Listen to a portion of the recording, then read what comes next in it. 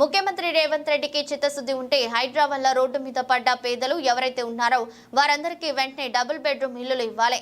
ఇంకా 40,000 double bedroom ఇండ్లు పంచేవి ఉన్నాయి. చెరువుల పక్కన, మురికి కాలువల పక్కన దోమలు కుట్టంగా ఆరోగ్య సమస్యలు వస్తాయని తెలిసి కూడా దిక్కులేక బతుకు తెరువు కోసం వచ్చి ఒక రేకో 2 రేకులు వేసుకుని పేదలు అక్కడ బతికే ప్రయత్నం చేస్తారు. కానీ కావాలని హైదరాబాద్ ను ఆగం చేయాలని చేస్తారా?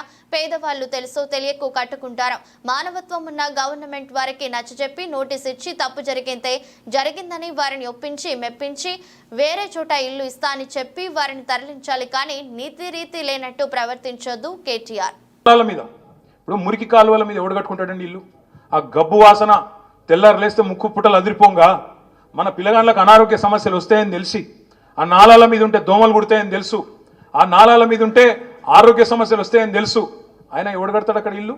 దిక్కు లేకపోతే యాడికెళ్ళో బతుకు తెరువు కోసం వచ్చినాడు రేకో 2 రేకులు వేసుకొని ఆడ బతికే ప్రయత్నం చేస్తాడు. కావాల్సుకొని హైదరాబాద్ నాగం చేయాలని చేస్తారు. ఆ పని చేయరు ఎవరు.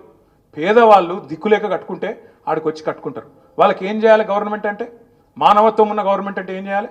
నోటీస్ ఇవ్వాలి, చెప్పాలి తప్పు జరిగింది, గతంలో జరిగిండొచ్చు, మా వాళ్ళకు మీరు నల్ల బిల్లు కడుతుండొచ్చు, కరెంటు కనెక్షన్ ఉండొచ్చు, ప్రాపర్టీ ట్యాక్స్ గర్పట్టి కడుతుండొచ్చు, కానీ తప్పున్నది కాబట్టి నీకు వేరే ఇల్లు ఇస్తా అని చెప్పి వేరే ఇంటికి తరలించి ఆడికెళ్ళి వాళ్ళని ఒప్పించి మెప్పించి తీయాలి. నువ్వేం చేస్తున్నావు? నీకేమైనా నీతి రీతి ఉన్నదా? మేము 1,00,000 డబుల్ బెడ్రూమ్ ఇల్లు కట్టి అక్క వాళ్ళు మేమందరం కూర్చొని ఎమ్మెల్యేలు అందరం కూర్చొని 60,000 ఇండ్లు ప్రజలకు ఇచ్చినాం. ఇంకా 40,000 ఇండ్లు అక్కడనే ముఖ్యమంత్రి కింద పెట్టుకొని ఉన్నాడు. ఇప్పుడు ముఖ్యమంత్రి నీకు చిత్తశుద్ధి ఉంటే హైదరాబాద్లో ఎక్కడెక్కడైతే హైడ్రా వల్ల ఇవాళ రోడ్డు మీద పడ్డ పేదలు ఉన్నారో వాళ్ళకి ఆ 40,000 ఇండ్లు వెంటనే కేటాయించాలని చెప్పి నేను డిమాండ్ చేస్తా ఉన్నాను. మేము కట్టిన ఇండ్లు బంగారుపాలెంలో పెట్టి నీకు అప్పచెప్పినాం. 40,000 ఇండ్లు ఇవాళ తయారున్నాయి. నీకు చిత్తశుద్ధి ఉంటే ఈ పేదవాళ్లకు ఆ ఇండ్లు మొదలు ఇయ్యి. అది మూసిలో కావచ్చు, ఇంకొకడ కావచ్చు, ఆ పేదవాళ్ళకి కేటాయించు. వాళ్ళకు చట్టం ఫాలోగా. హైడ్రాకు చట్టం లేదు. మరి హైడ్రాకు చట్టం లేకపోతే చుట్టాలనేందుకు ఇష్టపెడుతుంది హైడ్రా? అనుముల తిరుపతి రెడ్డికి ఒక నీతి, అనుముల ఇంకా మిగతా బ్రదర్స్కి ఒక నీతి, మిగతా పేదవాళ్ళకు ఒక నీతి ఉంటుందా? ఇదేనా పద్ధతి? అందరికి ఒకటే ఉండాలి కదా చట్టం అంటే. కొంతమందికి చుట్టం ఎట్లయితే చట్టం.